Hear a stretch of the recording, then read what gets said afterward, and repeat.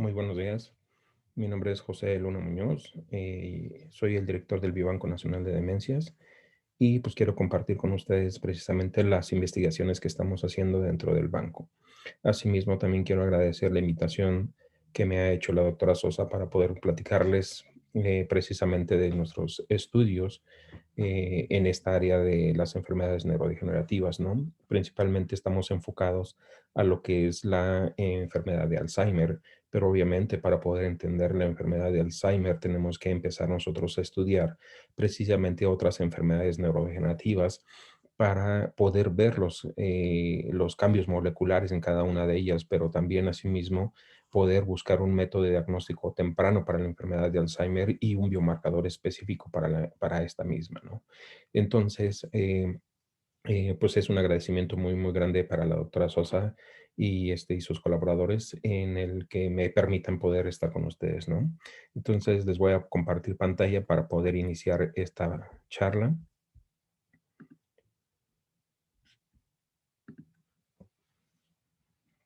Bueno, dentro de esto, lo que nosotros pretendemos precisamente en el Biobanco Nacional de Demencias es precisamente buscar un biomarcador específico para la enfermedad de Alzheimer y desarrollar un método de diagnóstico no invasivo, ¿no? Dentro de ello, pues obviamente, para poder entender esto, como les comentaba, tenemos que entender la neuropatología de otras enfermedades neurodegenerativas. Y en base a esto es lo que va a girar en torno a esto la plática. Y sobre todo, no quiero que lo vean como si fuera un catálogo realmente de enfermedades, ¿no? Sino lo que quiero que vean ustedes realmente cómo es la forma en que nosotros analizamos y trabajamos precisamente en en este estudio, ¿no? Entonces, bueno, para ello, dentro de todo esto, pues bueno, hemos tenido mucho apoyo por la parte de la Federación Mexicana de Alzheimer, la Fundación Familiares Alzheimer, Alzheimer Iberoamérica, ¿no? Y obviamente también hemos estado en una estrecha colaboración con el Consejo Mexicano de Neurociencias y así también como con la educación médica continua en Perú. Y por otro lado, también hemos favorecido y apoyado en el desarrollo del Banco Nacional de Cerebros de la Universidad Nacional Pedro Enrique Sureña en República Dominicana. Esto, pues bueno, es una de las partes o es una de las acciones que hemos tenido precisamente como biobanco, apoyando precisamente a otros países para poder generar el desarrollo de su banco de cerebros, ¿no? Dentro de esto, bueno, empezaré primeramente comentando con ustedes que realmente es tan importante el estudiar estas enfermedades neurodegenerativas e inclusive, pues obviamente tenemos que ver también cómo realmente está cambiando nuestra población adulta mayor, ¿no? Esta población adulta mayor se espera que para el 2050 tenga sea un gran grueso de nuestra población mexicana. Y no nada más en México, ¿no? Sino también en América Latina, ya que finalmente de años anteriores, pues obviamente a partir de 1950 y en su proceso de evolución, pues obviamente teníamos una mayor cantidad de población joven, ¿no? Pero esos jóvenes o esos pequeños obviamente han ido transformándose ya en adultos y actualmente obviamente como lo vemos aquí en la gráfica, obviamente ya tenemos esta transición hacia el proceso de envejecimiento que para el 2050 se espera que esta población sea altamente ya, que tenga una mayor cantidad de adultos mayores en esta población, ¿no? Para eso también tenemos que saber cuáles son el origen de la demencia, ¿no? Y podemos enfocarnos realmente al estudio de proteínas moleculares o de proteínas a nivel molecular, donde nosotros podemos estar teniendo un énfasis principalmente en las alteraciones de las proteínas que están involucradas en cada uno de los casos, ¿no? Sabemos pues que, por ejemplo, en la enfermedad de Alzheimer se encuentra asociado a la presencia de la proteína tau en el cuerpo de la neurona, que esto con el tiempo va a ir agregándose y polimerizándose esta proteína hasta que mata la neurona, ¿no? Y por otro lado, también hemos visto el depósito de amiloide beta, que lo vemos en la imagen intermedia, ¿sí? Que tiene precisamente el depósito de amiloide beta que vemos en rojo y asociado a ello se encuentran las células gliales. Esto es muy importante entonces que nosotros podamos empezar a buscar precisamente estas proteínas propias que se están desarrollando en cada una de las enfermedades neurodegenerativas. Pero también, además de esto, tenemos que ver algunos otros cambios que puedan estar sucediendo dentro de este proceso neurodegenerativo, ¿no? Como por ejemplo puede ser el proceso inflamatorio que se genera a través de las células microgliales y células gliales a través de, como respuesta a la presencia del péptido betamiloide, que es altamente tóxico para las neuronas, ¿no? Por otro lado, también hemos de ver que realmente en las primeras etapas de agregación de la proteína tau, como vemos en la imagen del lado izquierdo, vemos a una neurona que está llena ya de la presencia de la proteína tau, pero también así su árbol dendrítico, ¿no? Entonces también asociado a estas alteraciones, pues obviamente también tenemos que ver cómo se está comportando o cómo se altera realmente la comunicación entre una neurona y otra, ¿no? Pero dentro de esto, pues obviamente aún que sabemos realmente la causa o el producto del por qué se origina la demencia y no nada más en Alzheimer, sino en otras demencias, pues entonces tenemos que buscar precisamente lo que nos interesa mucho es qué desencadena todos estos procesos o estos cambios moleculares para que se puedan agregar anormalmente la proteína, las proteínas involucradas en las demencias, ¿no? Entonces definimos realmente como la demencia como una pérdida de la función cerebral que ocurre en ciertas enfermedades y afecta la memoria, el pensamiento, el juicio, el lenguaje y su comportamiento. De esta manera, entonces, tenemos que ver nosotros que realmente la demencia no nada más es una sola enfermedad, sino es un conjunto de enfermedades neurodegenerativas que obviamente se asocian con una alteración realmente de la vida diaria del paciente, ¿no? Cuando ya realmente sus actividades normales ya no las puede llevar a cabo, ¿no? Dentro de eso, pues obviamente hay varias causas de estas demencias. Dentro de ellas, pues son estas enfermedades neurodegenerativas, ¿no? Y dentro de estas causas de demencias, pues obviamente la enfermedad de Alzheimer es la más prevalente. Y por eso también es que se ha tenido mucho más estudios sobre precisamente el estudio molecular del procesamiento anormal de la proteína tau y de los depósitos de amiloide beta en esta enfermedad, ¿no? Entonces, adicionalmente, también tenemos que ver que las otras enfermedades neurodegenerativas, como las que estoy presentando aquí, también están involucradas dentro del proceso de lo que son las llamadas enfermedades por taupatías, ¿no? Dentro de esto hay una serie de enfermedades neurodegenerativas precisamente que donde se está modificando la proteína tau. Entonces sería muy complicado y es realmente difícil que en este momento podamos tener un diagnóstico temprano precisamente enfocado a estos cambios que se están observando dentro de la enfermedad y en las otras enfermedades neurodegenerativas, enfocándonos exclusivamente a la presencia de la proteína tau, ¿no? Dentro de esto también dentro de estas enfermedades neurodegenerativas también se han podido clasificar de acuerdo a la presencia de las proteínas, ¿no? Que se presentan en estas enfermedades. Por ejemplo, las sinucleopatías, donde están encontradas obviamente, donde se encuentran obviamente la enfermedad de Parkinson, la enfermedad de cuerpos de Lewy y la atrofia multisistémica, ¿no? Dentro de ellos obviamente se encuentran alteraciones o la agregación de una proteína que se llama la alfa-sinucleína, ¿no? Que se ven las inclusiones perfectamente dentro de los cuerpos de las neuronas.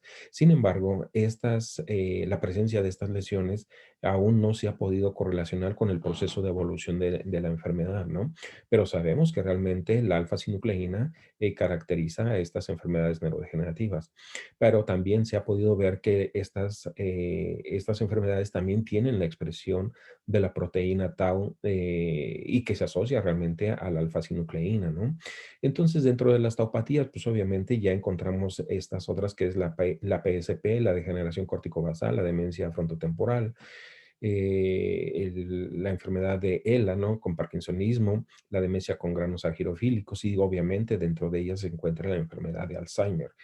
Y dentro de las amiloidopatías, que realmente es la presencia de proteínas con una estructura amiloidogénica Dentro de esto se encuentra obviamente la enfermedad de Alzheimer y las enfermedades por priones, ¿no? Estas enfermedades por priones obviamente se caracterizan obviamente por presentar la proteína amiloide, perdón, la proteína prión, y que esta tiene una conformación amiloidogénica con la conformación metaplegada, al igual que la enfermedad de Alzheimer, que se presentan esta proteína del péptido beta amiloide con esta conformación también, con la conformación metaplegada, ¿no? Entonces, realmente nosotros podemos empezar a diferenciar estas enfermedades neurodegenerativas, ya sea por su clínica, ¿sí? O realmente podemos hacerlo ya por proteínas que normalmente se están agregando en el cuerpo de la neurona, ¿no? Por proteínas específicas que van a definir a estas enfermedades. Pero independientemente de esto, pues también tenemos que ver que la proteína tau se agrega en ellas y se agrega de diferente forma, ¿no? De diferente manera. Y esto, pues obviamente complica más inclusive su diagnóstico temprano. Y dentro de ello, pues obviamente se han estado haciendo estudios enfocados precisamente a la presencia de la proteína tau, pero lo que se está buscando es proteína tau intacta y proteína tau fosforilada, ¿no? Que en etapas tempranas, por ejemplo, en la enfermedad de Alzheimer se encuentra la proporción de la proteína tau en muy baja concentración, mientras que la amiloide beta se encuentra elevada. Por otro lado, también se busca la presencia de la proteína tau intacta, pero estas dos formas de estudio de la enfermedad en tanto en líquido cefalorraquídeo y como en sangre, que también ya se ha estado buscando, precisamente estas proteínas, la proteína tau normalmente se encuentra en otras enfermedades neurodegenerativas, como lo estamos viendo en esta tabla, ¿no? Pero adicionalmente, tenemos que entonces buscar realmente qué está generando estos cambios de esta proteína y la agregación, obviamente, y por qué se está agregando de diferente manera en estas enfermedades neurodegenerativas. Y ese es uno de los objetivos que tenemos nosotros en el Biobanco Nacional de Demencias, precisamente enfocados a este estudio del procesamiento molecular de las demencias, enfocados principalmente, como les había dicho, en la enfermedad de Alzheimer, ¿no? Dentro de ello, nosotros sabemos que realmente esta comunicación intercelular que tenemos de las neuronas, ¿no? En el cerebro, pues obviamente está muy bien coordinado y obviamente está asociado precisamente a estos botones sinápticos que se generan y que es la transmisión de información de una neurona a otra, ¿no? Sin embargo, nosotros tenemos que entender precisamente por qué esta comunicación se pierde, por qué realmente esta proteína tau se agrega anormalmente y por qué también esta proteína del péptido beta amiloide, ¿no? Cuando se procesa de la proteína precursora de amiloide, que es una proteína transmembranal, ¿por qué está ocurriendo esto? Nosotros no sabemos realmente por qué está ocurriendo estos cambios en estas proteínas, por qué se están proteolizando, por qué se están fosforilando, ¿no? Entonces, lo que nos importa dentro de todo este proceso realmente es evaluar en el tejido mismo donde se genera la enfermedad, ¿no? Que esto es el cerebro humano. Nosotros hemos podido estudiar un modelo de ratón que sobreexpresa inclusive la proteína tau y obviamente se le mete una mutación de la demencia frontotemporal, ¿no? Que es una mutación en el aminoácido 301. Y y también tiene mutación, por ejemplo, de la presenilina 1, la presenilina 2 y la proteína precursora de amiloide, ¿no? Dentro de este modelo animal, pues obviamente encontramos la sobreexpresión entonces de proteína tau modificada, de la proteína precursora amiloide también modificada, que tiene una mutación, y también de persenilina 1. Esto nos ha dado como resultado realmente la agregación de la proteína tau y también los depósitos de amiloide beta extracelulares, ¿no? Pero sin embargo, el procesamiento molecular que se observa en estos modelos animales no da el proceso o no es la secuencia que nosotros hemos podido evaluar en los cerebros con la enfermedad de Alzheimer, ¿no? Por lo tanto, es tan importante seguir estudiando estos procesos degenerativos en el cerebro mismo de los pacientes que fallecen con estas enfermedades neurodegenerativas, ¿no? Y esto nos da la oportunidad para poder precisamente ver y evaluar precisamente estos cambios que realmente están sucediendo en el cerebro y que obviamente también tenemos que ver algunas otras áreas que pueden estar involucradas en este proceso degenerativo, ¿no?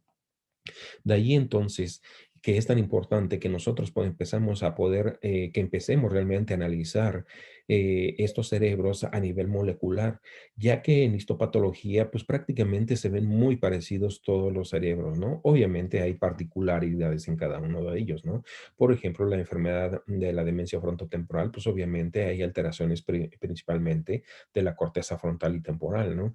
Y en cortes ya coronales, pues obviamente pueden verse algunos rasgos muy, muy característicos, ¿no? Como lo vemos, por ejemplo, en la enfermedad de cuerpos de Levy, que hay una alteración también de los ventrículos, pero también lo vemos en Huntington y también lo vemos en Alzheimer, ¿no? Entonces, finalmente, si nosotros queremos hacerlo por imagenología, estar tomando mediciones precisamente de áreas involucradas en cada una de estas enfermedades, pues bueno, podremos encontrar alteraciones muy marcadas, pero ya cuando la enfermedad ha sido mucho más avanzada. En etapas tempranas es todavía muy difícil que a través de imagenología lo podemos estar observando. Se han estado analizando, inclusive buscando estos marcadores en la enfermedad de Alzheimer a través de imagenología y marcar precisamente la proteína tau y el péptido beta amiloide en Alzheimer, ¿no?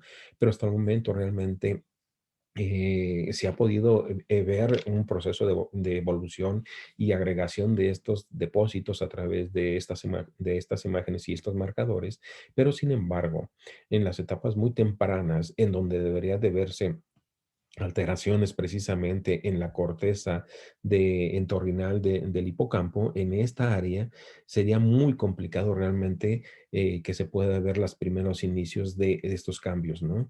Entonces realmente sería es en este momento muy complicado que nosotros podamos tener un diagnóstico a través precisamente de estas imágenes, ¿no? Entonces, por lo tanto, aún tenemos mucha complicación de ver precisamente cómo estos cambios pueden estar sucediendo en etapas tempranas, ¿no? Lo único que podemos estar viendo es a través del análisis molecular y ver histopatológicamente precisamente la presencia de estas lesiones. Sin embargo, obviamente en vida pues es contraproducente y no es ético poder obtener muestras para poder hacer estos análisis, ¿no? Porque realmente pues generaría mucho más daño que simplemente llevar este proceso neurodegenerativo, ¿no? Entonces, por lo tanto, es imprescindible que nosotros busquemos un método de diagnóstico no invasivo, ¿sí? Y que nos pueda dar la pauta para poder hacer este diagnóstico de una forma confiable y al 100%, ¿no? Porque sabemos que realmente el estudio clínico, a pesar de que se acerca realmente a un diagnóstico certero, sin embargo, aún la forma de diagnosticarlo fielmente y que realmente nosotros vamos a poder evidenciar y decir que realmente la persona estaba desarrollando la enfermedad de Alzheimer, pues es obviamente a partir del estudio histopatológico de cuando las personas fallecen y nosotros podemos analizar el cerebro y ver las lesiones que caracterizan este cerebro, ¿no? Ya que también ustedes saben que la enfermedad de Alzheimer normalmente no es pura y normalmente generalmente está asociado con otras alteraciones asociadas con, por ejemplo, las alteraciones vasculares, ¿no? Entonces es muy complicado que nosotros podamos ver realmente pura cada una de estas enfermedades. Entonces tenemos que empezar a buscar precisamente el origen de la enfermedad. El origen no necesariamente tiene que ser la presencia de las proteínas que caracterizan la enfermedad, porque esto es un proceso que realmente nosotros tenemos que ver que es la respuesta a algo previo que ha ocurrido en nuestro sistema nervioso central, ¿no? O inclusive que podría ser que inclusive que no el origen no sea precisamente aún el cerebro, que puede ser realmente en algún otro órgano que podamos nosotros estar enfocados y que nos hayamos perdido en esta intención, ¿no? De este análisis. Por lo tanto, el Biobanco Nacional de Demencias, esta es una de las oportunidades que ha favorecido precisamente para el entendimiento de esta enfermedad, en donde además de obtener el cerebro de las personas que fallecen con la enfermedad de Alzheimer u otras enfermedades neurodegenerativas, asimismo también con algunas otras afecciones que también es muy importante para nosotros encontrar precisamente factores de riesgo que pueden estar asociados al desarrollo de esta enfermedad de Alzheimer, ¿no? Entonces, esto es lo que nosotros realmente estamos obteniendo y adicionalmente estamos obteniendo también los órganos cuando nos los permiten los familiares, además de obtener el cerebro, pues obtenemos algunos fragmentos de órganos para que nosotros podamos hacer estos análisis posteriores, ¿no? Ya que hemos encontrado la presencia de la proteína tau en condiciones normales en algunos órganos y posteriormente les voy a mostrar estos hallazgos que hemos obtenido en el laboratorio, ¿no? Asimismo, también pretendemos estudiar los fluidos de las personas. Los fluidos obviamente se obtienen en vida. Dentro de ahí está el líquido cefalorraquídeo, la sangre y saliva, ¿no? Que también nosotros estamos pretendiendo poder hacer unos estudios precisamente para buscar, primeramente, obviamente lo lógico es encontrar las proteínas involucradas, pero por otro lado también encontrar unas proteínas buscar unas proteínas que hemos descrito nosotros que no se habían descrito, que se modificaban en el cerebro con la enfermedad de Alzheimer. Una de ellas está asociada precisamente al proceso de splicing alternativo y el splicing alternativo y también a una proteína que se asocia a los depósitos de amiloide beta y que esto no se había descrito anteriormente en la patología de la enfermedad de Alzheimer, ¿no? Entonces, estas son unas cosas que nosotros estamos haciendo novedosas dentro de este campo, pero sobre todo también tenemos que ver el impacto que puede estar asociándose al desarrollo, ya sea que pueda ser una proteína que pueda ser en etapa temprana, mucho más temprana que el proceso degenerativo de Tau, o realmente podría ser que primero se genere este daño y posteriormente se genere ya estas alteraciones. Entonces, esos son algunos campos de estudio también que estamos desarrollando en el laboratorio, ¿no? En el Biobanco Nacional de Demencias. Dentro de esto también tenemos que ver que es tan importante, pues, como ya lo habíamos comentado previamente, ¿no? Nuestra población va tendiente a envejecer y obviamente tendiendo a una mayor población de adultos mayores con demencia, pues obviamente vamos a poder encontrar estas enfermedades neurodegenerativas, ¿no? Que son propiamente asociadas a personas adultas mayores, a excepción, por ejemplo, la demencia frontotemporal con el parkinsonismo, ¿no? Esta se puede desarrollar entre los 45 y 65 años, pero sin embargo, algunas de estas otras enfermedades son exclusivas o, bueno, pues se presentan mayoritariamente en personas adultas mayores, ¿no?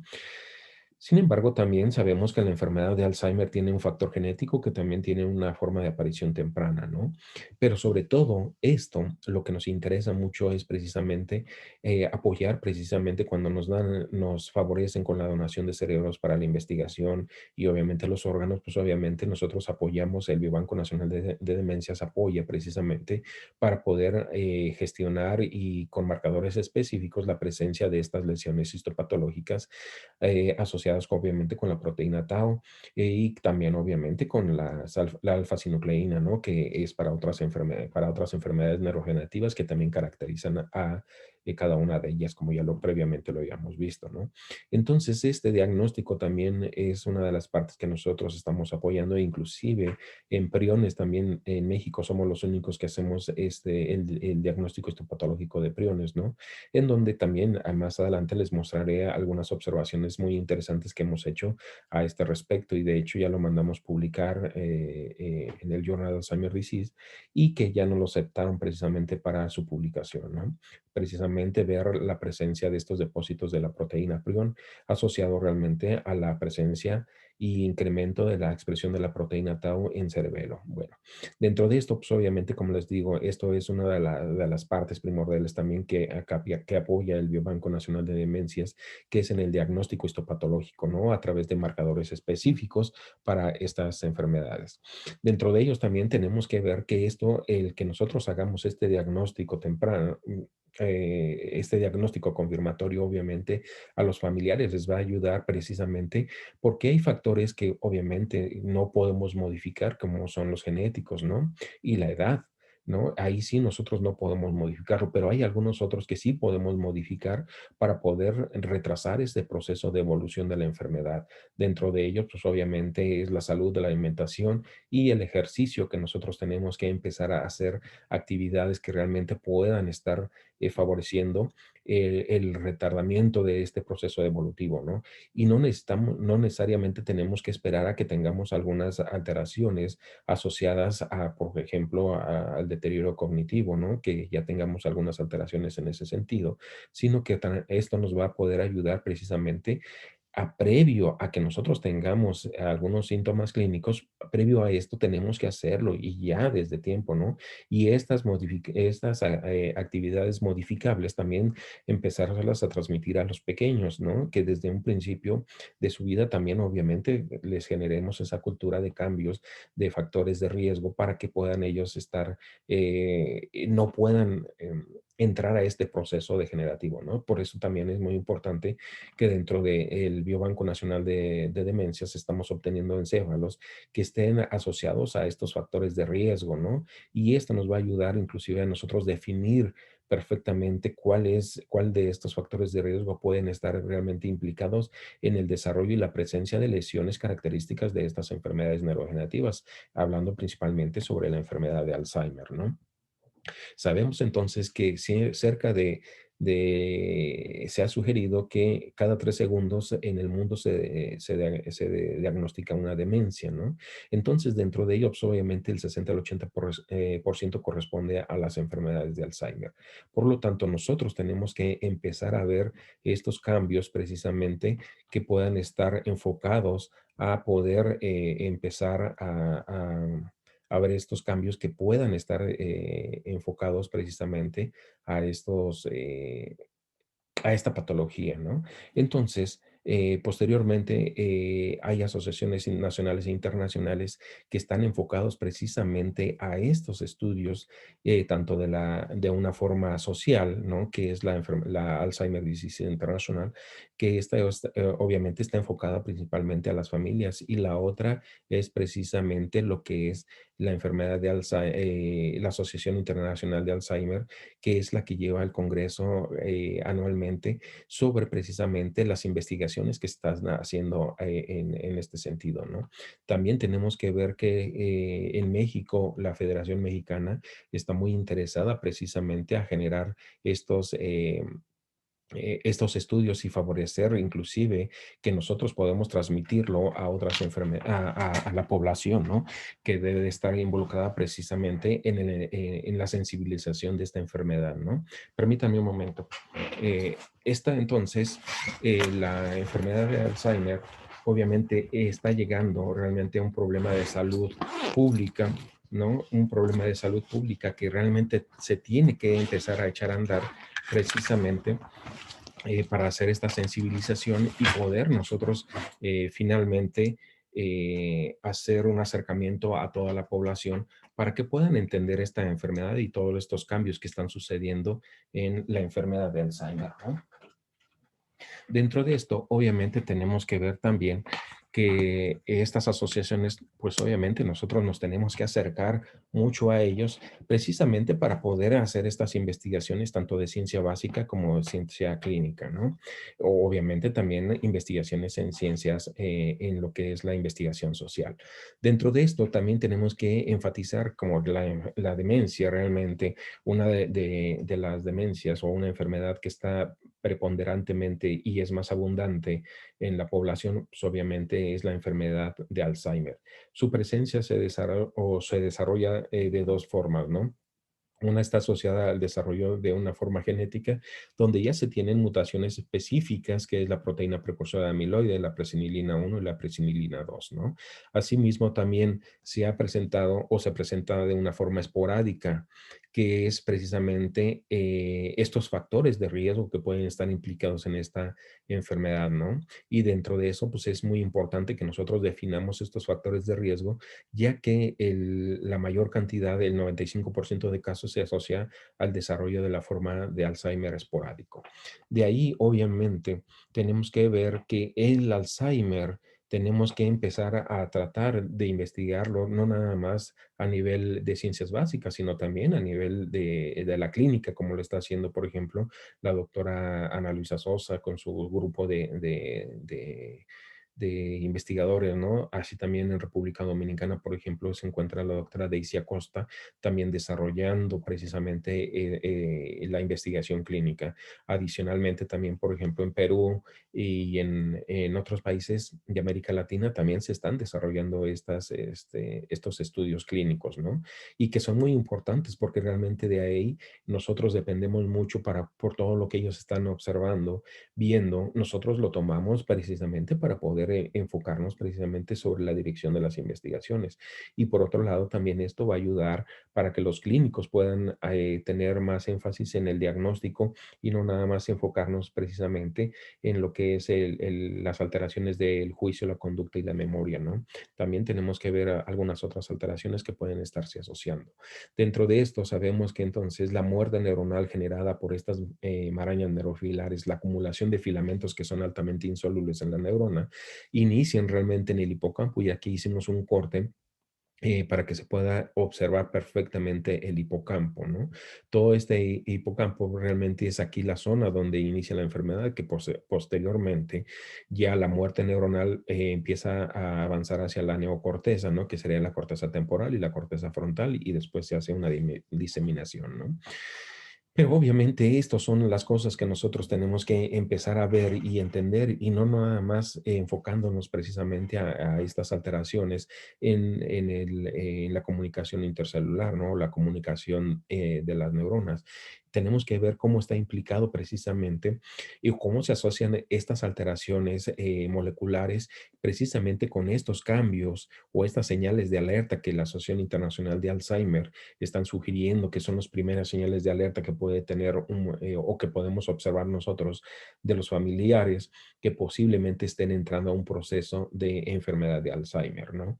Dentro de ellos, obviamente, hay cambios de memoria, no me voy a detener en ellos, pues obviamente ustedes conocen perfectamente ya todos estos síntomas, ¿no? Sin embargo, quiero hacer énfasis precisamente en estos tres puntos que pongo de diferente color, ¿no? Que es los cambios de memoria, la disminución de falta y buen juicio y los cambios de humor y personalidad, ¿no? Entonces, realmente nosotros estamos viendo alteraciones realmente de áreas totalmente distantes, ¿no? Y esto me lleva a mí a reflexionar precisamente. Son principalmente señales de alerta que pueden estar iniciando la persona hacia una tendencia hacia la enfermedad de Alzheimer, ¿no? Dentro de esto también tenemos que ver que una de las características muy importantes dentro de esta enfermedad es la pérdida de espacio-tiempo, ¿no? Sin embargo, les comentaba que esto me es muy preocupante porque realmente cuando nosotros tenemos ya un síntoma clínico en esta enfermedad, pues obviamente estamos hablando de que ya hay una muerte neuronal considerable en las áreas específicas. Esto quiere decir que entonces, si estamos viendo unas señales de alerta que la persona está ya entrando a un proceso neurodegenerativo y que posiblemente se trate de una enfermedad de Alzheimer, estamos viendo cambios de memoria que estamos hablando obviamente del hipocampo. Y si estamos hablando del juicio y la conducta, estamos hablando ya de la corteza temporal y frontal. Esto significa que entonces ya el hipocampo está completamente invadido o una gran parte de él tiene ya problemas de muerte neuronal y que esto es la traducción precisamente a alteraciones de memoria. Y si es el juicio y la conducta, obviamente también hay ya muerte neuronal en la corteza temporal y frontal. Y eso ya previamente lo describió Barack Virac en 1991, cuando hizo precisamente el análisis de la presencia de estas marañas neurofibrilares y que él en su momento realmente no trataba de asociarlo a que pudiera verse o asociarse a un deterioro cognitivo. Él lo que veía precisamente en cerebros, vio cómo iban agregándose las marañas neurofibrilares en el hipocampo y posteriormente neocorteza a través del tiempo, ¿no? Y eso, pues, obviamente le valió para que pudiera hacerse ahora precisamente en el diagnóstico se requiere que cuando se haga este diagnóstico histopatológico de las personas que fallecen con la enfermedad de Alzheimer, entonces se haga un análisis molecular a través de las tinciones específicas para ver la población general de las marañas neurofibrilares que se presentan en esta estas áreas, ¿no? Y eso obviamente puede correlacionar o correlacionar con el deterioro cognitivo de la persona. En esto precisamente nos enfocamos nuestra interacción con nuestro medio ambiente y con nuestra sociedad, obviamente, es precisamente a través de de nuestros sentidos, ¿no? Que es la vista, el olfato, el oído, el gusto y obviamente el tacto, ¿no? Y esto, obviamente, cada uno de nuestros sentidos, obviamente, es la transmisión de información que llega a nuestro cerebro y que esto se traduce finalmente en una respuesta, ¿no?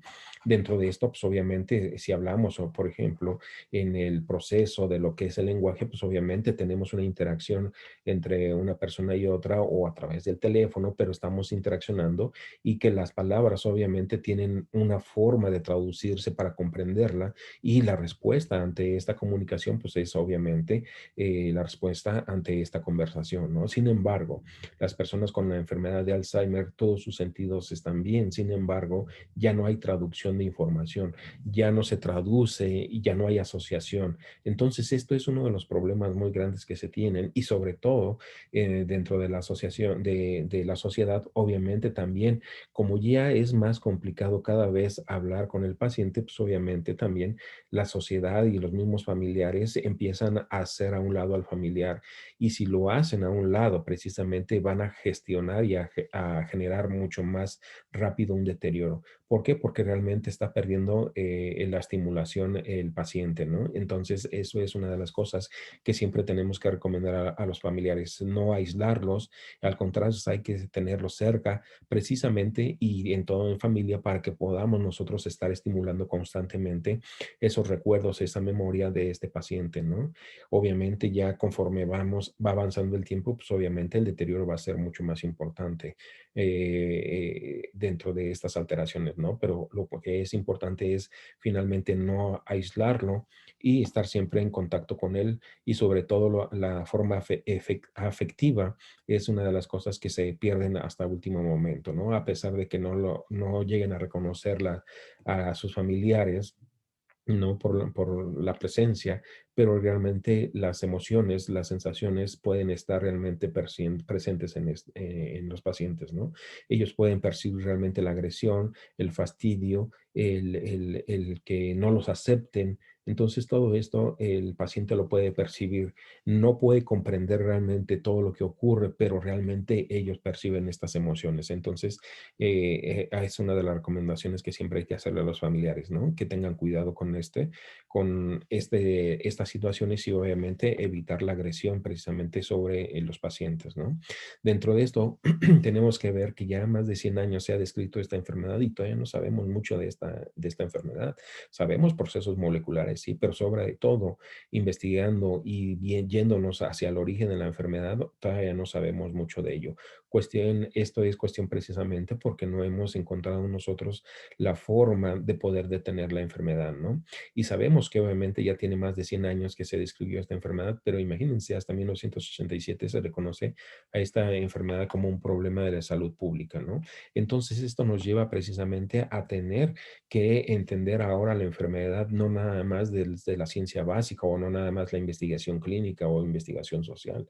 Esto es un conjunto de comunicación que tenemos que hacer nosotros precisamente hacia una relación de investigación básica con la investigación clínica, donde en la investigación básica estamos viendo proteínas patológicas que se están expresando en estos casos de la enfermedad de Alzheimer, pero tenemos que correlacionar inclusive con todos estos cambios clínicos que están presentando y observándose en las personas en las personas que desarrollan la enfermedad de Alzheimer, ¿no? Y que obviamente la investigación clínica, como el grupo de la doctora Sosa, aquí en México, pues es la que está liderando este trabajo, ¿no? Dentro de esto también la investigación social es muy importante porque obviamente tanto el estudio de las proteínas que se están modificando, así también como la investigación clínica podían favorecer la aplicación de métodos y algunas herramientas que pudieran estarse utilizando de una herramienta no farmacológica para que pudieran usarse precisamente para reducir el proceso de evolución de la enfermedad. Recordemos que la enfermedad de Alzheimer no podemos detenerla, pero sí podemos retrasar su evolución.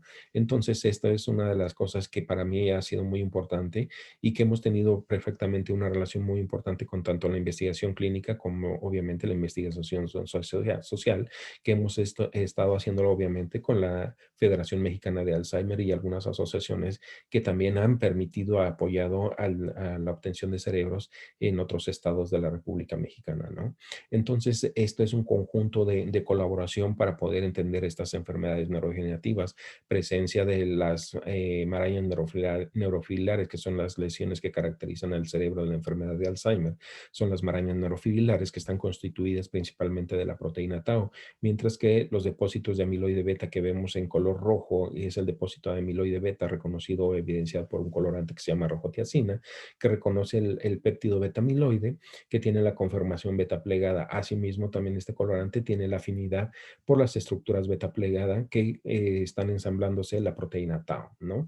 Entonces, aquí alrededor de él vemos las neuritas distróficas. Esta agregación de estas dos lesiones obviamente se presentan en la mayor parte del cerebro con la enfermedad de Alzheimer. Dentro de los biomarcadores que nosotros tenemos que utilizar, uno de los puntos importantes es que debemos de verlo como un indicador biológico y que esto realmente nos pueda identificar no nada más en una sola población, sino que generalmente en toda la población de las personas que están desarrollando esta enfermedad, que nos pueda definir perfectamente que está desarrollando la enfermedad de Alzheimer, ¿no? En etapas muy tempranas. Y estos se están enfocando principalmente a DNA, RNA y obviamente a proteínas, ¿no? Dentro de las que más se han enfocado ahorita en este momento, pues obviamente son proteínas y el DNA, pues obviamente ya también se han buscado y se han encontrado las proteínas que están asociadas al desarrollo de la enfermedad de Alzheimer, como les había comentado, las mutaciones en presenilina 1, presenilina 2 y la proteína precursora de amiloide, ¿no? Que se encuentra en cada uno en sus cromosomas. Y esto, pues obviamente, se traduce obviamente a las proteínas que obviamente se sintetizan, ¿no? Entonces, eso es una de las características que estamos enfocados o que se está enfocando precisamente en todo el mundo, precisamente en el buscar este biomarcador, ¿no? Y este obviamente tiene que tener la capacidad de poder medirse a lo largo del tiempo y obviamente que podamos nosotros en un determinado momento poderlo evidenciar y tener una concentración diferente a la que se puede encontrar en una persona sana, y esto nos puede estar indicando ya un proceso evolutivo, ¿no? De esta enfermedad. Pero pues, desafortunadamente hasta el momento todavía no tenemos este biomarcador, pero bueno, alrededor del mundo se está trabajando precisamente en encontrar este biomarcador, ¿no? Y dentro de esto, lo que se ha encontrado o lo que se ha buscado y se ha propuesto hasta el momento para poder diferenciar tanto de los casos sanos como la enfermedad de Alzheimer, pues obviamente se ha estado buscando la proteína tau fosforilada, la proteína tau intacta y el depósito de amiloide beta.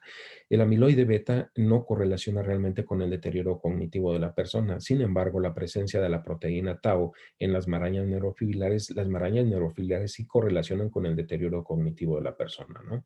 Sin embargo, esto también es altamente, todavía no es tan seguro realmente que podamos definir la enfermedad con la presencia de la tau fosforilada o la tau intacta. ¿Por qué? Porque dentro de este proceso o el mecanismo patológico de la proteína tau que se presenta en la enfermedad de Alzheimer, adicionalmente también hay otros cambios que suceden, que es la proteólisis de la proteína tau. Entonces, la proteína tau fosforilada en el cerebro tiene 85 sitios posibles de fosforilación. ¿Y cuál es este marcador que nosotros vamos a utilizar para poder evidenciarlo?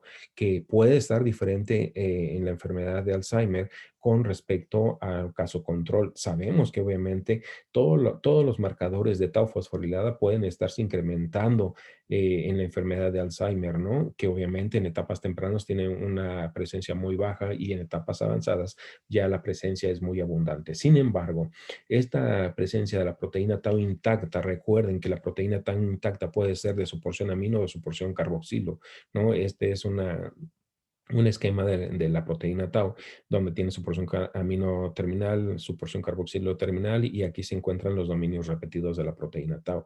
Recuerden que estos dominios repetidos tienen la capacidad de ensamblarse a la tubulina, ¿no? Y eso es lo que le mantiene realmente la integridad al microtúbulo. Y por ciclos de fosforilación y defosforilación, pues obviamente sigue su función normal, que es también estabilizar el microtúbulo, como les comentaba, y también va, al estabilizar los microtúbulos, va a favorecer el movimiento de los organelos a lo largo del axón, de organelos y vesículas, ¿no? Sin embargo, en la enfermedad de Alzheimer, esta proteína tau, hay un grupo de exceso de fosfatos que se están adicionando, se desprende del microtúbulo, ya no tiene la capacidad de volverse a acercar al microtúbulo, y obviamente genera ya todo el proceso de acumulación y agregación. Sin embargo, en este proceso también es importante ver que si nosotros estamos marcando la proteína tau intacta en su porción amino y su porción carboxilo, sabemos que hay mecanismos de proteólisis en ambos extremos. Entonces, finalmente, si nosotros vamos a ver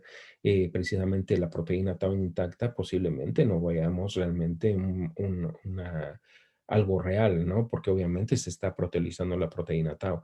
Y por otro lado, también la fosforilación de la proteína tau se encuentra en otras enfermedades neurodegenerativas, siendo así de esta forma que no podemos en este momento decir que la proteína tau intacta y la proteína tau fosforilada pueden dar un síntoma o nos pueden dar realmente una estimación que puede desarrollar o que va a desarrollar la enfermedad de Alzheimer. Esto todavía no lo podemos asegurar a través de estos estudios en líquido cefalorraquídeo, ¿no?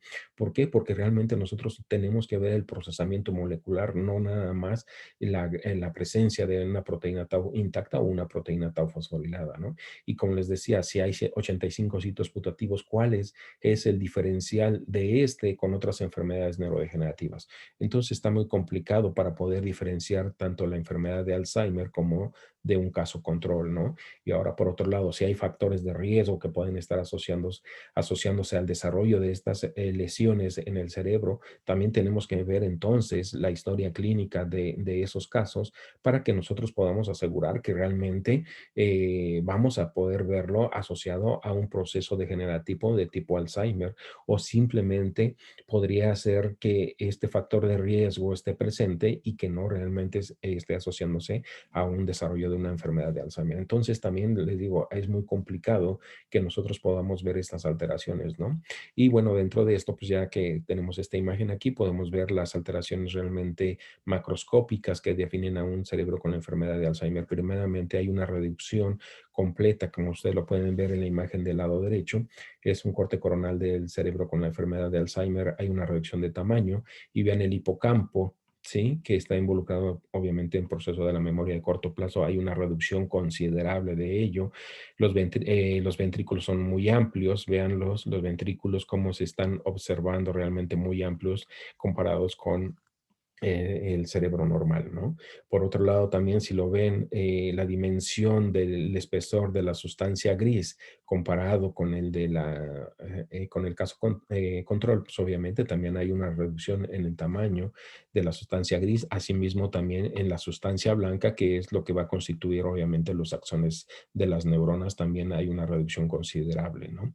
Entonces, todos estos cambios obviamente se deben realmente a las agregaciones de las proteínas que se van agregando durante mucho tiempo. Y antes que empiecen los síntomas, se empezaron ya la presencia de agregación de tanto de la placa amiloide también como los cambios que se están sucediendo en en la proteína tau en el cuerpo de la neurona. Pero ambas agregaciones empiezan mucho tiempo antes que empiecen los síntomas, ¿no? Por lo tanto, obviamente los síntomas que nosotros estamos viendo ya como señales de alerta es el resultado de la agregación y la muerte neuronal de estas proteínas en el cuerpo de la neurona, y obviamente generado también el amplio proceso inflamatorio que genera el depósito de amiloide beta en el cuerpo de la neurona, ¿no? Entonces tenemos que ver íntegramente entonces comparar inclusive los casos genéticos con los casos esporádicos para ver si hay inclusive algunas proteínas que nos puedan estar indicando y que nos hayan descrito y que pueden estar caracterizando también a la enfermedad de Alzheimer de su forma esporádica, ¿no? Dentro de ello también tenemos que enfocarnos ahora también, uno de los puntos de estudio en el laboratorio es precisamente buscar las áreas que están involucradas con emociones, como es la amígdala y el cíngulo, y que esto puede estar afectándose precisamente en etapas mucho más tempranas que obviamente que lo que es la memoria y el juicio y la conducta, ¿no? Pero obviamente este es trabajo de estudio que todavía seguimos haciendo. Y comparando obviamente la presencia de estas lesiones en estas áreas que les comento, comparándolo obviamente con la presencia de las lesiones en el hipocampo, ¿no? Para poder ver estos cambios que pueden estar sucediendo en ellos. Dentro de esto, pues como les había comentado, Bragi Bragg en 1991 ya describió 6 etapas del proceso de evolución de la presencia de las marañas neurofilares, como aquí lo vamos, estamos viendo. Esta es una del lado de la imagen del lado izquierdo inferior. Podemos ver un corte de hipocampo de 50 micras que fue teñido con la proteína tau truncada. Esto es la proteína que se proteolizó en el glutámico 391 y vean, ya la capa 2 de la entorrinal está completamente dañada, la muerte neuronal es masiva y vean cada una de estas estructuras que ustedes están viendo aquí en estructura de flama, en estructura de estrellita, estas son cada una en color café, cada una de esas son células ya muertas, ¿no? Y esta es una amplificación donde podemos ver las marañas neurofilares en negro y las placas amiloides la vemos en color café. Esto es muy importante para nosotros precisamente para poder diferenciar y poder hacer su su estadio, definir los cerebros, de los cerebros que nos llegan, cada uno de ellos tenemos que hacer estos estadios para ver en qué etapa del proceso evolutivo de degeneración se encontraban estos cerebros, ¿no? Entonces, esto es lo básico que hacemos en el laboratorio. Pero nosotros sabemos que la acumulación de la proteína tau se encuentra precisamente en las marañas neurofilares, pero cómo se presentan estas marañas neurofilares en el cerebro con la enfermedad de Alzheimer, ¿no? ¿Por qué realmente se agrega o cómo se agrega? Y esta es una de las cosas que nosotros hemos podido analizar y ver, ¿no? Entonces, la proteína tau en condiciones normales se encuentra en los axones de las neuronas y favorece la comunicación entre una neurona y otra. Pues obviamente se generan todas las extensiones de esto, ¿no? Los microtúbulos son los que les dan la forma y extensión a este axón. Sin embargo, la que le da estabilidad al microtúbulo, ¿sí? Es precisamente la proteína tau. Sin embargo, en la enfermedad de Alzheimer, esta proteína tau se desprende del microtúbulo y ya no tiene la capacidad de volverse a adicionar por el grupo de exceso de grupos fosfato que se adicionan a la molécula, ¿no? Sin embargo, a través de procesamientos posttraduccionales, esta proteína tau se empieza a agregar. Al agregarse y se agrega en el cuerpo de la neurona, se pierde la comunicación neuronal y esto es como se forma la maraña neurofilar. Este proceso degenerativo no crean que es de un momento a otro, sino lleva años en su proceso de deterioro y degeneración, ¿no?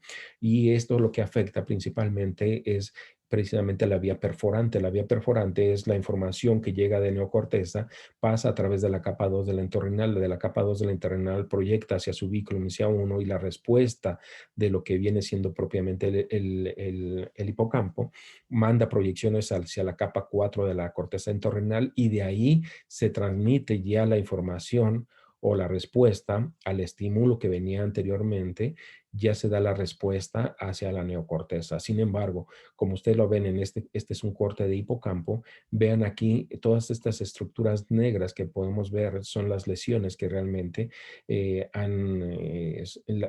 ha matado las neuronas y cada una de estas lesiones son lagunas de un cúmulo de neuronas que han sido muertas precisamente por la acumulación de estos filamentos helicoidales apareados que son altamente insolubles. Entonces, lo que genera realmente esto es un aislamiento propiamente del hipocampo, porque al llegar la información en estas áreas ya no se transmite hacia lo que es el hipocampo y obviamente ya no hay respuesta, pues porque obviamente ya este proceso degenerativo ha comenzado ya en el hipocampo, ¿no? Y recuerden que esto no es paulatino, esto más bien es paulatino, ¿no? No es que de momento se genere todo el daño en toda la corteza entorrinal. sino que lleva un proceso de acumulación y esto es a través de los años, ¿no? La forma que nosotros podemos analizar estas estructuras patológicas es a través de marcadores fluorescentes y lo analizamos a través de la microscopía confocal. Y nosotros podemos estar analizando, marcando diferentes proteínas en una misma estructura y esto nos ayuda precisamente a poder hacer los mecanismos moleculares, evaluar los mecanismos moleculares que suceden en la enfermedad de Alzheimer, comparando obviamente con otras enfermedades neurodegenerativas, como ya previamente los había comentado, ¿no? Dentro de este proceso de agregación, obviamente hay marañas neurofilares que inician su agregación de una forma normal, de una tinción que hicimos para la proteína tau fosforilada y se ve de una tinción que se agrega en el citoplasma y se encuentra soluble, ya que lo marcamos obviamente la proteína tau fosforilada y contrateñida con el colorante rojo tiacina.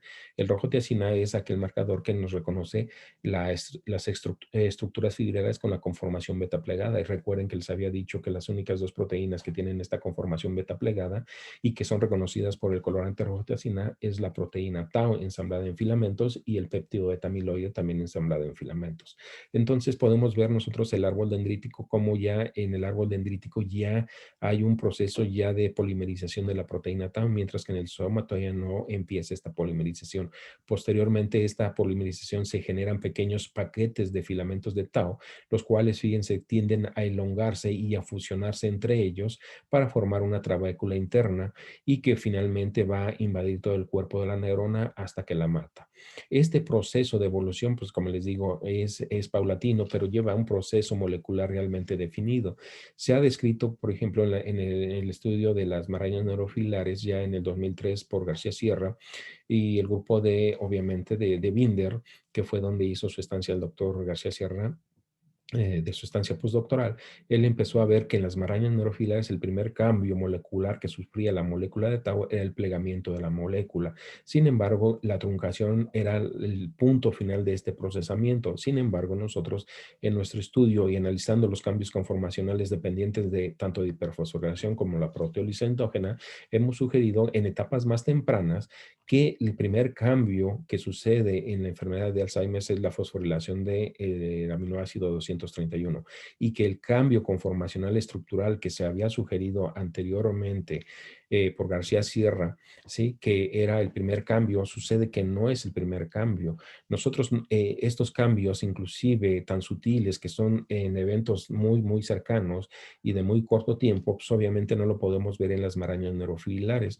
¿Por qué? Porque en las marañas neurofilares podemos ver las tinciones, sí, y vean cómo correlacionan todos, colocalizan todas las estructuras en diferentes grados, pero no podemos ver la presencia o la ausencia de estos marcadores porque son eventos muy, muy cercanos, lo cual lo único que nosotros podemos ver en las marañas neurofilares en secuencia son eventos que son muy distantes, ¿no? Muy distantes en tiempo y obviamente involucrando a procesos de truncación. Sin embargo, en etapas muy tempranas nosotros vimos que inclusive la truncación en el aspartico 421, reconocido por este anticuerpo que es tau-C3 y que esta truncación es llevada a cabo por la caspasa 3, ¿no? Este también, una vez que se fosforila la proteína tau, inmediatamente el sistema celular lo detecta y empieza a proteolizar también la proteína tau. Sin embargo, otros estudios que hicimos más a profundidad y tratando de exponer el núcleo mínimo del filamento, que es el fragmento más pequeño que caracteriza la maraña neurofilar extracelular, que es esto y que se sugería que es la etapa más tardía de su procesamiento, como lo había mencionado García Sierra.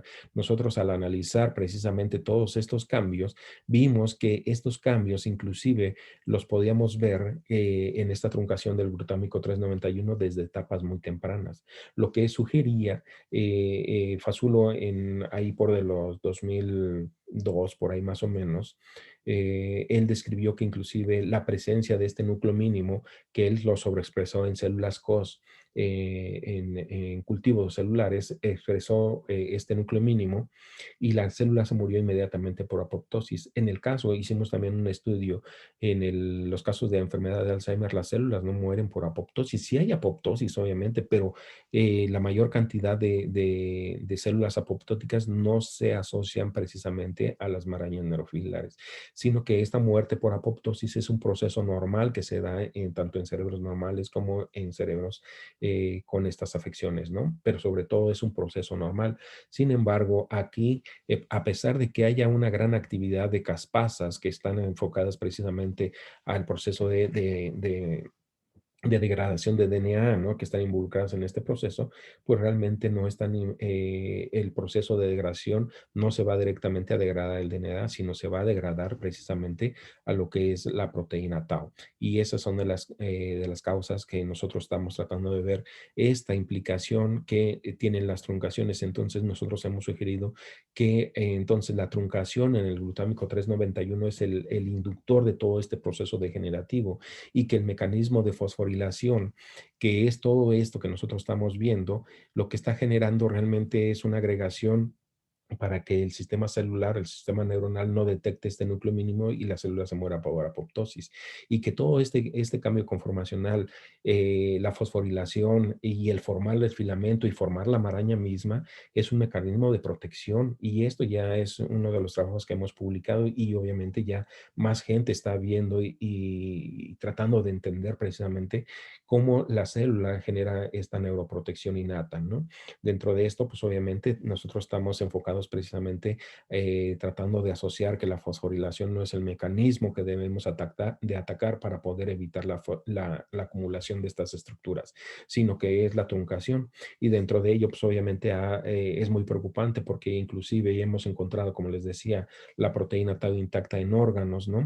Pero adicionalmente también tenemos que ver cómo el depósito de amiloide beta que se forma a través del procesamiento proteolítico de la proteína precursora de amiloide, ¿no? Que son unas enzimas que llegan y cortan a la proteína precursora de amiloide, liberan un fragmento y que este pequeño fragmento, al ser liberado al espacio extracelular, tiene la capacidad de autoagregarse con más fragmentos del péptido beta amiloide y que esto forman las placas amiloide, como ya les había comentado anteriormente. Entonces, estos depósitos de amiloide beta generan realmente un impacto muy, muy grande en relación a procesos inflamatorios. Dentro de esto, pues aquí vemos las células gliales cómo tratan de secuestrar precisamente el depósito de amiloide beta, mandando sus prolongaciones adentro precisamente de este depósito de amiloide beta.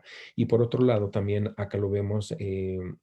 Vemos las células gliales en color azul, el depósito de amiloide beta teñido con el colorante rojo-tiacina en rojo y la proteína tau teñida en verde, ¿no? Sin embargo, también en esto hemos podido observar cómo, vean, estas estructuras que estamos viendo en verde son las células microgliales que también generan un ambiente inflamatorio excesivamente por la liberación de citocinas e interleucinas y que esto puede generar un ambiente totalmente inflamatorio que puede estar afectando también a las neuronas o potencializando lo que ya se ha empezado a degenerar en la proteína tau, ¿no? En el sistema celular.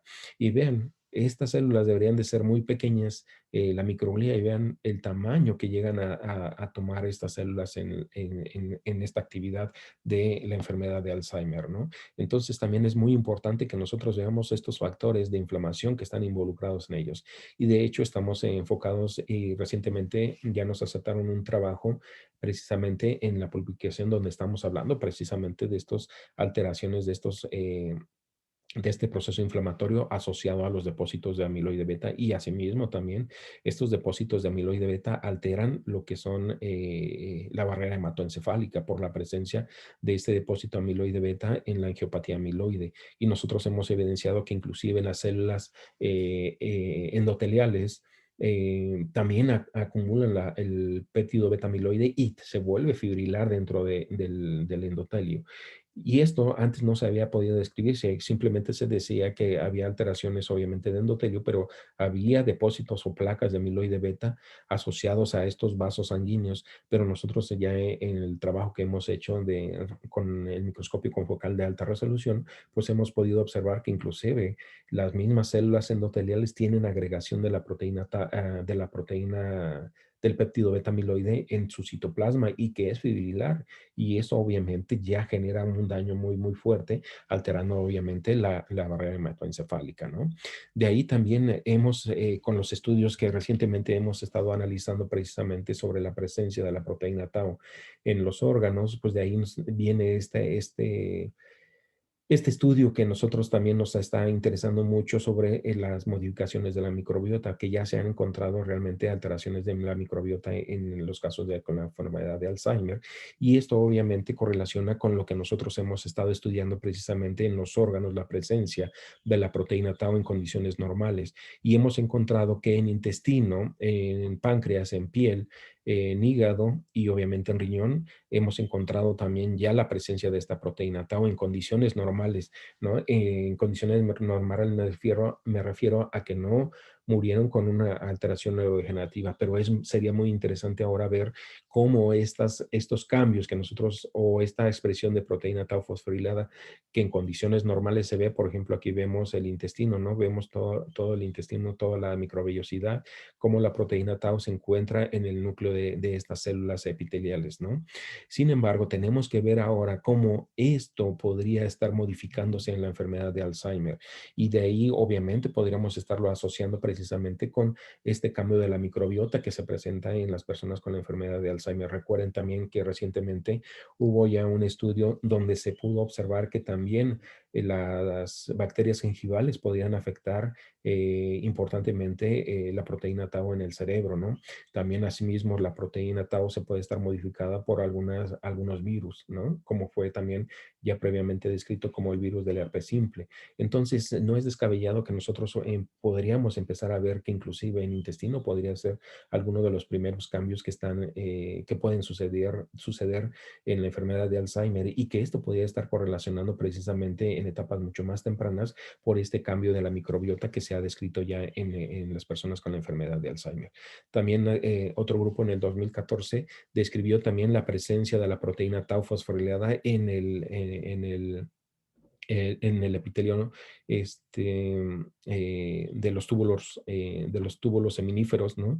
Y vemos aquí la gran expresión en verde, la gran expresión de la proteína tau fosforilada, ¿no? Aquí en la parte azul vemos los núcleos y en la parte roja vemos realmente la tubulina, ¿no? Que se tiñó. Entonces, vean la abundancia realmente, y está asociado obviamente al proceso de la meiosis que nosotros también ya describimos previamente. Hace un par de años publicamos ya un trabajo donde la proteína tau se estaba asociando al proceso de división celular, ¿no?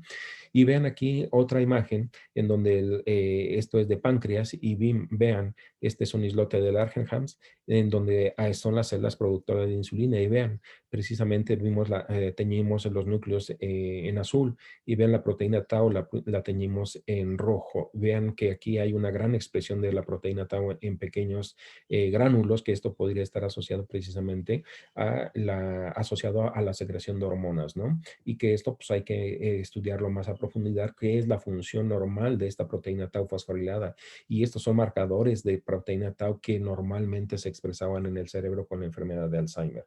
Entonces, esto es muy importante para que nosotros podamos ver entonces estos cambios, qué está pasando precisamente en los órganos en función normal, pero también tenemos que ver los que está ocurriendo ya en la forma patológica. Por eso es tan importante que si estamos viendo ya una función normal de la proteína tau en condiciones no asociadas a enfermedades neurodegenerativas, entonces tenemos que tener cuidado en cuanto a los fármacos que se estén desarrollando precisamente para el tratamiento de la proteína tau en el cerebro, ¿no? ¿Por qué? Porque realmente nosotros, si vamos a generar un fármaco que evite la fosforilación, pues obviamente le vamos a dar un daño generalizado a la persona con la enfermedad de Alzheimer. Esto también, obviamente, lo tenemos que comparar ya en el cerebro mismo con otras enfermedades neurodegenerativas que presentan, obviamente, en la enfermedad de Alzheimer, como ya les había comentado, las marañas neurofilares y las placas amiloides, ¿sí? Pero también en parálisis progresiva, en demencia frontotemporal con parkinsonismo del cromosoma 17, también hay expresión en marañas neurofilares, pero también hay expresión de la proteína tau en células gliales, ¿no?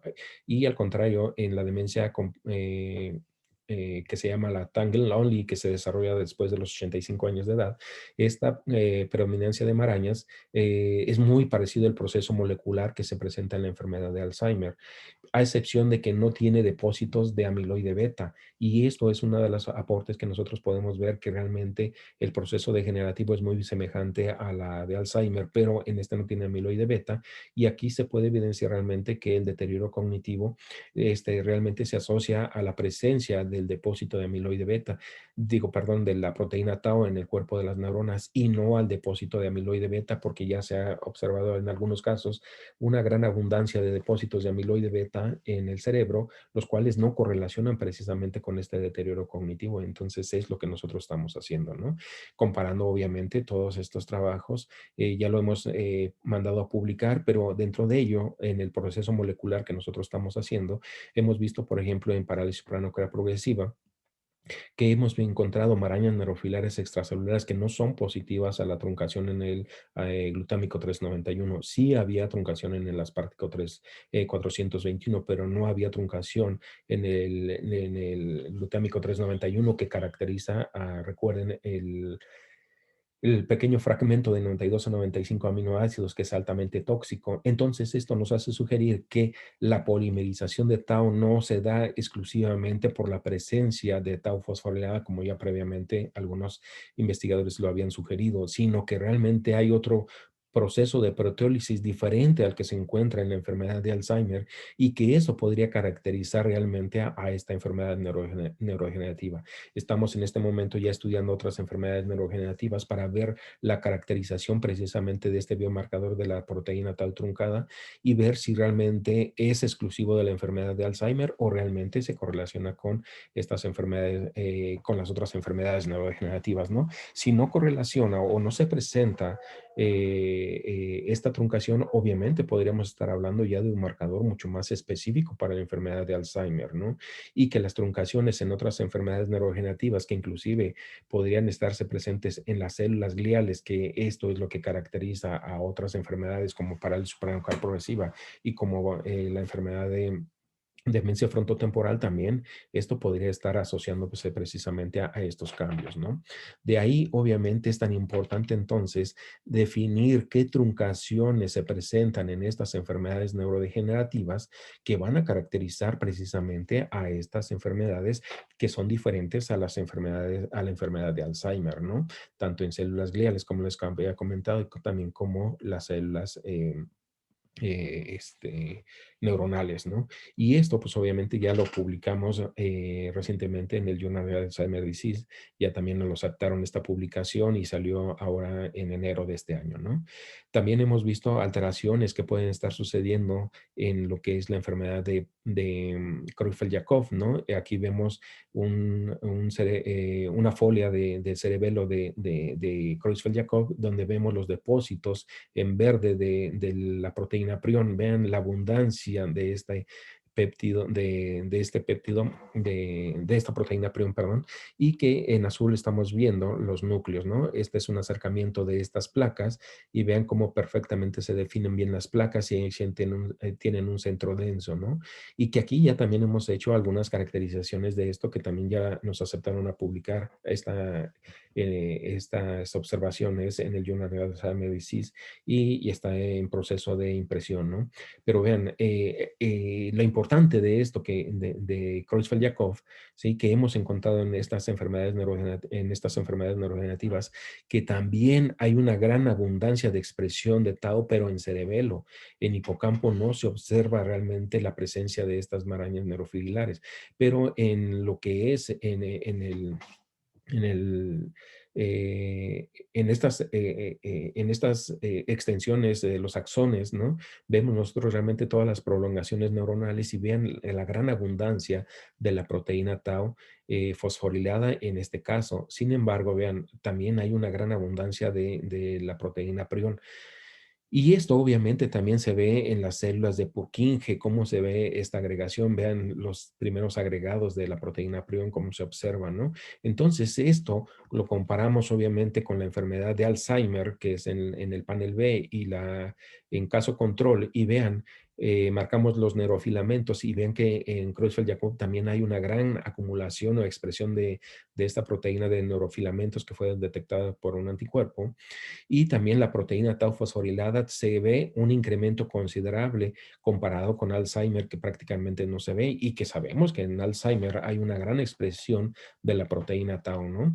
Entonces, realmente, comparándolo con el control, también la fosforilación de la proteína tau no se observa, pero en la enfermedad de Creutzfeldt-Jakob es muy abundante.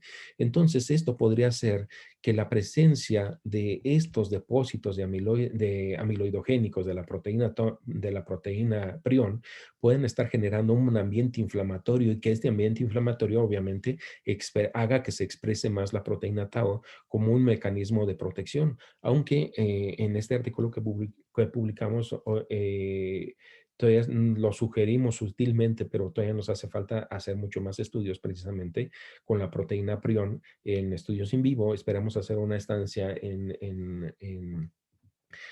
en otro país para poder estudiar precisamente en la proteína prión en vivo para poder ver cómo puede estar afectando precisamente la presencia de esta proteína tau y obviamente estos neurofilamentos, ¿no? Entonces, en ese proceso vamos a estar próximamente, ¿no? Entonces, también hemos involucrado en procesos de la histopatología, la encefalopatía traumática crónica, que también es una de los puntos muy importantes, ¿no?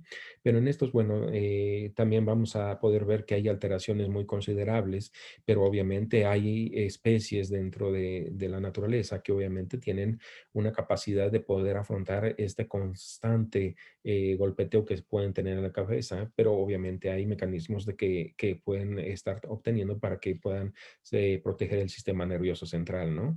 Dentro de ello, pues obviamente también hemos visto que en otros animales, obviamente, cuando está en el momento de apareamiento, obviamente también luchan por la hembra, ¿no? Pero también ellos tienen cojinetes en la frente donde les va a permitir aguantar estos traumas grandes, ¿no? Y sólidos. Sin embargo, en el humano, pues obviamente no tenemos esta capacidad de poder afrontar golpes de tal magnitud, ¿no? Entonces aquí las fuerzas dinámicas son lo que realmente nos van a afectar precisamente en estas alteraciones y es lo que ha pasado precisamente en los jugadores de fútbol americano y en otros deportes, ¿no? Que han generado obviamente traumatismos craneales, obviamente constantes a lo largo de toda su actividad de, de, de, de de desarrollo profesional, ¿no? Entonces, esto también ha generado algunas alteraciones como, por ejemplo, la depresión, la apatía, dificultades de pensamiento, la demencia, dificultades para tragar, abuso de sustancias, conductas impulsivas y obviamente también problemas motores como rigidez, dificultad para caminar y la pérdida de control muscular. Esto también han tratado de minimizar realmente este impacto que describió en el 2015, en el 2005 eh, sí, en el 2005 fue la primera descripción que hizo el doctor Omalu, precisamente analizando un cerebro de una persona que falleció con estas características clínicas, ¿no? Pero sobre todo porque eran muy jóvenes, eran de 50 y tantos años de edad, ¿no? Que una vez que se retiraban ya del deporte, pues obviamente empezaban con estas conductas, ¿no? Y sobre todo, al minimizar estas actividades, es que había también abuso de sustancias, ¿no? Pero realmente a mí vamos a verlo ahorita con las imágenes de histología que describió el doctor Omalu, pero a mí se me hace muy, muy complicado que realmente solamente el abuso de sustancia pueda estar generando daño en áreas muy específicas, ¿no? Y sobre todo porque son zonas donde podría tener el mayor, la mayor repercusión del golpe y esto lo vamos a ver a continuación, ¿no?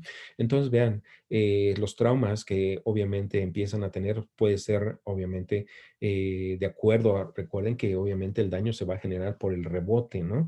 Obviamente si la persona llega de lado o sobre un jugador, lo bloquea, lo lastima, entonces el daño va a ser sobre la corteza temporal, pero el que llega y golpea, como es de frente, pues obviamente el problema lo va a tener en la corteza frontal y la occipital, ¿no? Entonces, esto es donde realmente se van a poder observar estas lesiones y obviamente las primeras lesiones que se han observado precisamente se observan en la corteza temporal y frontal y en etapas mucho más avanzadas se observan ya precisamente en lo que es el hipocampo, ¿no? Pero véanlo, entonces no nada más el deporte de fútbol americano genera estos daños, también este deporte, ¿no? También que es como un tipo de fútbol americano, pero sin protección. El fútbol soccer también por el recibir el balón de cabecita, ¿no? Entonces también es ahí un factor muy importante. Y obviamente las luchas, ¿no? Los deportes también de alto impacto, como es las artes marciales, ¿no? Y también, obviamente, el box. El box, obviamente, desde 1928 ya se describió una demencia de este tipo, que es la demencia pugilística, ¿no? Que obviamente se sabe que realmente por estos traumas craneoencefálicos, pues, obviamente, llegan a tener algunas de estas afecciones, ¿no? Asociado a ellos. En la neuroimagen, por ejemplo, no se visualizan hemorragias de impacto considerable, ¿no? Y esto es una de las cosas que realmente el inicio de la NFL precisamente tenían este impacto, ¿no? Pero si lo vemos ya a través de toda esta patología, ¿no? Cuando el doctor Malu empezó a ver, obviamente ya hay dilatación de los ventrículos, ¿no? Como lo podemos observar. Y por otro lado, también ya hay la pérdida del formix que se puede estar viendo, ¿no? También obviamente hay atrofia del tálamo, del hipotálamo y de los cuerpos mamilares. Ahí también hay una gran alteración. Y sobre todo, si lo vemos también, por ejemplo, en hipocampo también hay una reducción considerable en estos casos, ¿no? Cuando el doctor O'Malley obviamente empezó a hacer las tinciones de tau fosforilada y obviamente tinción de Bielkowski y obviamente con la TDP-43, que también es una de las proteínas que estuvieron haciendo y estudiando en estas enfermedades, y vean ya cuando se hicieron las tinciones de la proteína tau fosforilada, vean precisamente cómo realmente la mayor cantidad de expresión de marañas neurofilares positivas a la proteína tau se encuentran precisamente en el fondo de las circunvoluciones. ¿Y esto por qué es? Porque realmente estas son las zonas, si nosotros lo vemos, todo esto nos ayuda a amortiguar el golpe, pero el mayor impacto se llega finalmente en la parte terminal de este surco. Allí es donde lleva finalmente el daño, ¿no?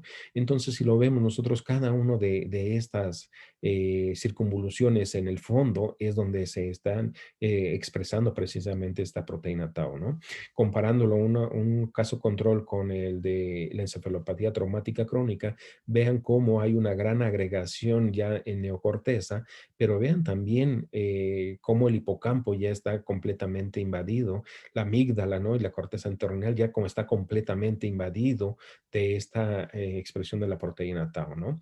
Entonces, también otra de las cosas que nos está a nosotros interesando mucho es precisamente la infección que hemos tenido recientemente por el COVID-19, ¿no? Por el virus SARS-CoV-2, que también se ha podido ver que a pesar de que todos los intentos que se han podido observar precisamente en esta infección es precisamente asociado a problemas realmente de las vías respiratorias. Sin embargo, ya también se han podido observar algunas alteraciones, obviamente, asociadas con esta infección, que son los mareos, dolor de cabeza, encefalopatía necrotizante, la meningoencefalitis, ¿no? Se ha también observado el desarrollo del síndrome de Guillain-Barré asociado al SARS-CoV-2. En fin, dentro de ello también se ha encontrado la ansiedad, depresión, insomnio, angustia, confusión mental y alteraciones psiquiátricas, ¿no? Entonces, esto es muy importante. ¿Por qué? Porque han tratado de minimizar algunas autoridades precisamente que todo es asociado a un proceso de alteraciones de las vías respiratorias y que realmente la ansiedad, depresión, el insomnio, la angustia lo estaban atribuyendo principalmente a este confinamiento que se tiene como medida de seguridad para no transmitir o no contagiar a la población que no lo tiene, ¿no? Pero sin embargo, ya a través de todo esto, hay un estudio que estamos haciendo con un grupo de investigadores clínicos en República Dominicana, en Perú y en Chile y obviamente México. Estamos precisamente muy interesados en ver la infección post-COVID, no asociado al proceso del confinamiento, sino realmente al proceso que después de que ellos sufrieron este contagio del SARS-CoV-2, ¿no? Y que desarrollaron la enfermedad del COVID-19, ellos pudieran, una vez que salen de este proceso agudo, de la enfermedad, pues obviamente empiezan a recuperarse, ¿no? Entonces nosotros vamos a empezar a estudiar precisamente estos casos para ver cómo están enfocados precisamente a este deterioro, ¿no? Y entonces también es muy importante que nosotros y que los patólogos como realmente tengan ya precisamente un impacto a este nivel, ¿no? Sé que ya hay, obviamente, ya hay técnicas neuropatológicas que pueden favorecer el estudio y la obtención de este cerebro sin ir disminuyendo toda la capacidad de riesgo de contaminación, ¿no? Entonces, esto también ya hay algunas técnicas histopatológicas dentro de la neuropatología o de la patología donde pueden ya realmente disminuir estas posibles contagios, ¿no? Entonces, en el 2020, en junio del 2020 del año pasado, pues obviamente, en Brain Pathology se describió precisamente este artículo que dicen, ¿dónde están los neuropatólogos? Porque realmente se ha dejado de lado estudiar precisamente a esta enfermedad que puede tener grandes impactos en el sistema nervioso central, ¿no? Entonces, esto es lo que nosotros tenemos que empezar a detectar precisamente cómo está realmente el SARS-CoV-2 y diferenciarlos y estos cambios que nosotros podemos ver a nivel histopatológico en el cerebro son directamente asociados al SARS-CoV-2 o simplemente es a todo el proceso inflamatorio y sistema inmunológico que está alterando el SARS-CoV-2, ¿no? Entonces tenemos que diferenciar obviamente estas alteraciones, pero para que nosotros podamos definirlo y hacerlo, obviamente tenemos que empezar a estudiar precisamente el cerebro con estas enfermedades neurodegenerativas. Y también, obviamente, el virus se ha podido observar en el epitelio nasal una gran cantidad de este virus, ¿no? Sabemos que en el epitelio hay una gran cantidad de receptores para este virus, ¿no? Entonces, eso es lo que tenemos que nosotros trabajar, ¿no? Y estudiar. Y obviamente con los receptores de este epitelio neurogénico que se tiene, obviamente, sobre las terminales nerviosas, obviamente, posiblemente el virus puede entrar a través de estas terminales nerviosas y si sabemos que el bulbo olfatorio obviamente tiene una conexión directa, obviamente con la zona orbitofrontal y obviamente también tiene una asociación con la corteza entorrinal. Entonces, no necesariamente tenemos que ver factores de inflamación, sino tenemos que enfocarnos también qué mecanismos pueden estar afectándose precisamente en áreas específicas asociadas precisamente asociadas con el deterioro cognitivo, porque también se ha podido ver que hay algunas personas que han empezado a tener algunas alteraciones de deterioro cognitivo después de que fueron infectados por el SARS-CoV-2, ¿no? Y esto también se ha podido ver en algunos modelos animales que realmente así ahí tienen una buena expresión de receptores de AC2, que son los receptores de las células para que pueda adherirse el virus, ¿no? Y esto inicialmente se decía que no había en las neuronas estos receptores, pero ya se pudo comprobar que sí tiene en algunas áreas tienen grandes cantidades de receptores de AC2, ¿no? Asimismo, también se ha podido ver que en células gliales también se puede estar encontrando, en células gliales y microgliales también se puede estar contagiando o que puede estar afectando el virus SARS-CoV-2 porque se tienen también los receptores para ellos, ¿no? Entonces, esto es una posibilidad que nosotros podamos estar viendo entonces este desarrollo de esta enfermedad, ¿no? Que ya sea los pequeños estudios o los pocos estudios que se han hecho, se han encontrado pequeñas microhemorragias, alteraciones obviamente de los vasos, de la barrera hematoencefálica, la presencia de algunos linfocitos T, ¿no? Que fueron reconocidos obviamente por algunos marcadores. Hay expresión obviamente también de microglía, ¿no? Que también es abundante donde se ven estas infiltraciones, pues obviamente también hay una gran expresión de células microgliales, ¿no? Pero también obviamente tenemos que ver que hay una gran expresión también de células gliales y células microgliales en estas áreas de infiltración, ¿no?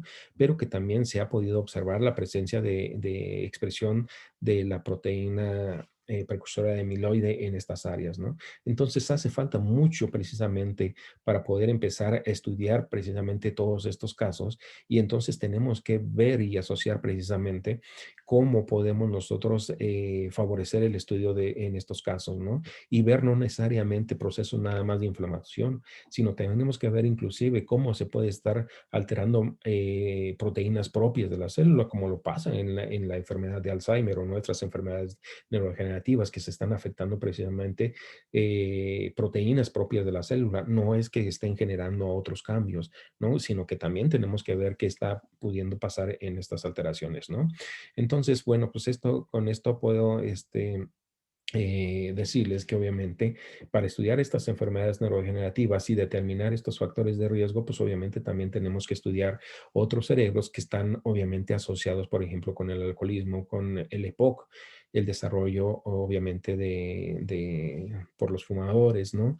También como por ejemplo estamos viendo las alteraciones que pueden ser metabólicas, la adicción hacia ciertos estupefacientes, ¿no? La obesidad, el sedentarismo, todos estos son factores de riesgo que nosotros también estamos viendo, ¿no?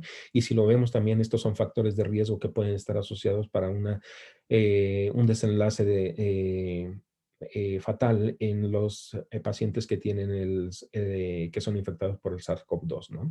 Entonces, realmente si vemos todo esto es un proceso que puede estar asociándose, ¿no? Y que se asocian precisamente a estas enfermedades neurodegenerativas que hacen más susceptible al desarrollo de virus, ¿no? En estas personas. Y obviamente estos son los factores de riesgo que nosotros podemos empezar a modificar, ¿no? Que son los que ya les he comentado, el tabaquismo, la diabetes, las traumas craneoencefálicos, la hipertensión arterial, ¿no? La depresión, la obesidad. Tenemos que favorecer la actividad física, el buen alimento, la buena alimentación. Y esto, pues obviamente, son estudios que estamos haciendo en el Biobanco Nacional de Demencias, ¿no?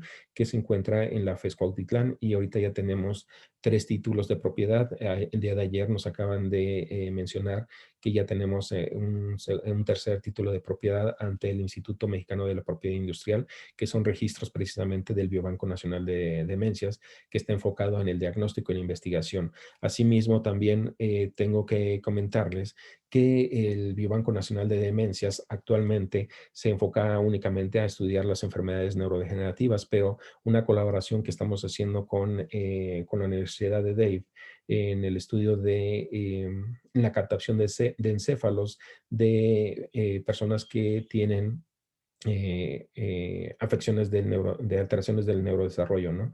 Entonces también ya el biobanco va a ser una sede precisamente de este importante banco latinoamericano que estamos haciendo precisamente para estudiar las enfermedades del autismo, ¿no? Obviamente el Banco de Cerebro sigue trabajando en lo que son las enfermedades neurodegenerativas, pero ya como tenemos todo implementado para poder hacer la captura y toma de encéfalos, pues obviamente también esto va a ser otra línea que va a poder tener el biobanco y en colaboración con otros países, dentro de ellos, como les decía, la Universidad de Dei con la doctora Verónica Martínez. Sí, que ella fue la que nos invitó precisamente, como ya tenemos todo este método de obtención de cerebros de tejido para demencias, pues obviamente también ya con ellos empezamos a colaborar. Dentro de estos países está también Puerto Rico, República Dominicana y Colombia, ¿no? Entonces, entre estos países, pues vamos a hacer una red latinoamericana precisamente para la obtención de cerebros de afecciones con alteraciones del neurodesarrollo. Pues bueno, pues muchísimas gracias y agradezco mucho nuevamente a la doctora Sosa por esta invitación que me hicieron. Gracias.